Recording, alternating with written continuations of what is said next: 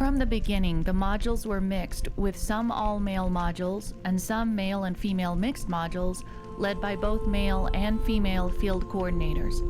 And now we've created 3 all-female modules which have been integrated into the 20-day sessions.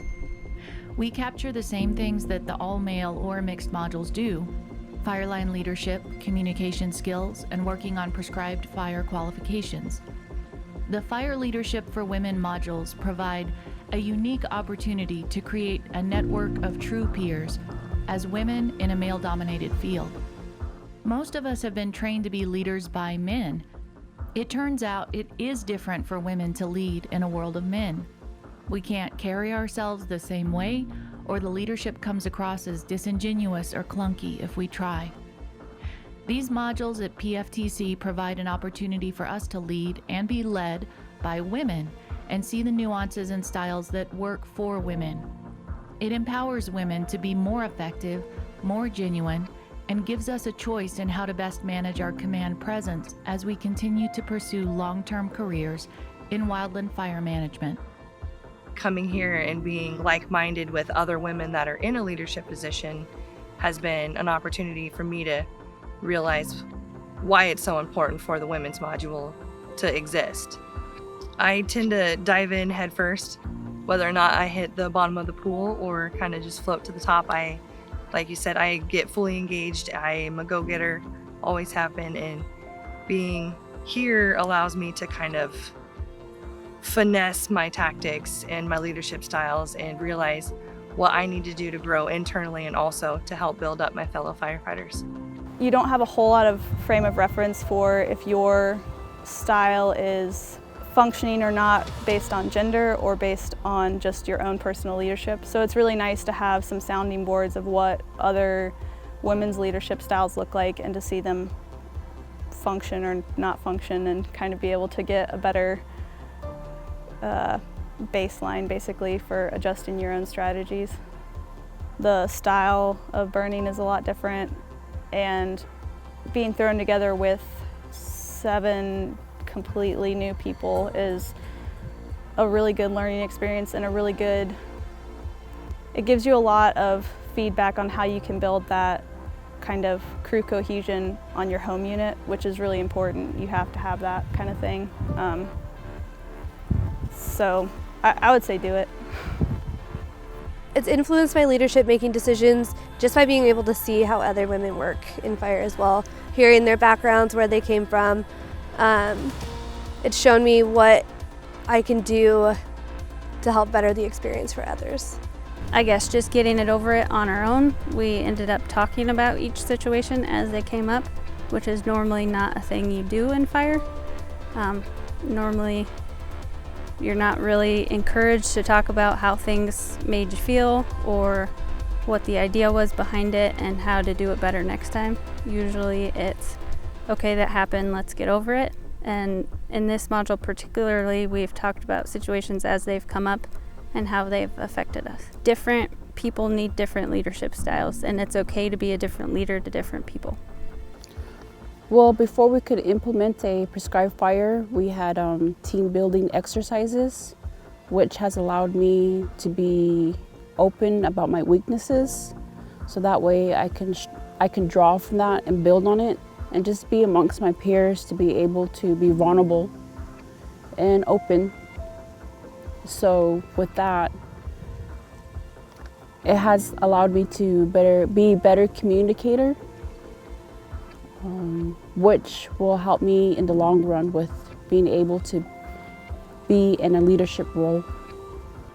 To be accepting of each other, whether it be male or female, and to know that we all carry different skills and different strengths and different weaknesses.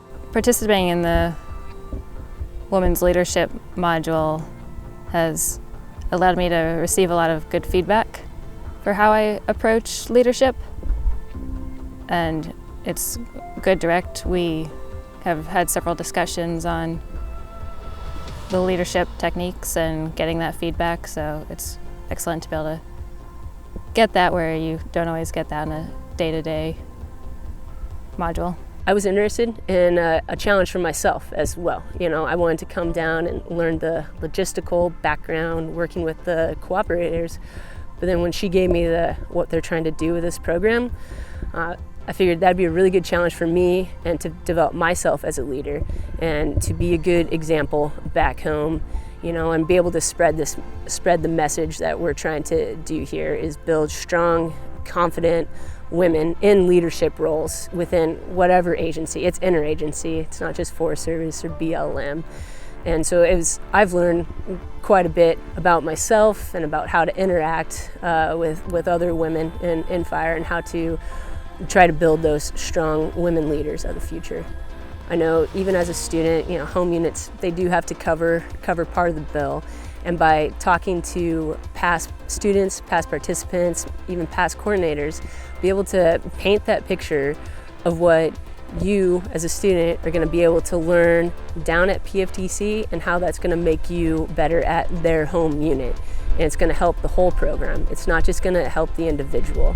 It's going to help your home unit when you go back through. You're going to have so many more slides. You're going to be able to teach when you get back home and mentor other people. And I would say do it. It's a once in a lifetime opportunity. It's a great training experience, and I think everybody should have a chance to try to come down to the Southeast and do some burning down here.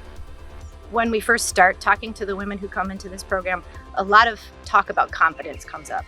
People are worried about their confidence, their command presence, their ability to lead people. And sometimes that's a very founded thing because they are nervous in front of groups or they haven't had the opportunity to lead without intervention, unnecessary intervention at some points. But sometimes it's completely unfounded. These women are rock stars. They have amazing command presence and they are very confident and competent at the same time. They just have not had the opportunity to put that on and to try that as effectively as we're giving them the opportunity here at PFTC. So I hope, if nothing else, that they are able to look at themselves more honestly and be able to say, you know, I am good at this. This is awesome. I love this and I'm effective. But there's also times when they need to say, you know what, I am proud of who I am as an individual and I need to let that shine through a little more. I need to be me.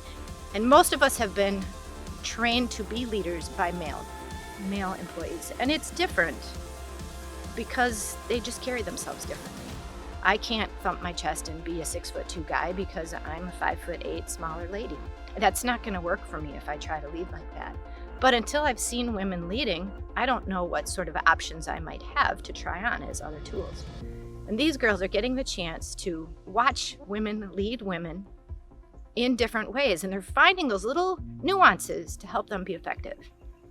So it's not reverse discrimination at all. It's actually empowerment to be able to say, here, these are all the tools that you might need in your box. Which one today in this situation might you need as a leader to be effective?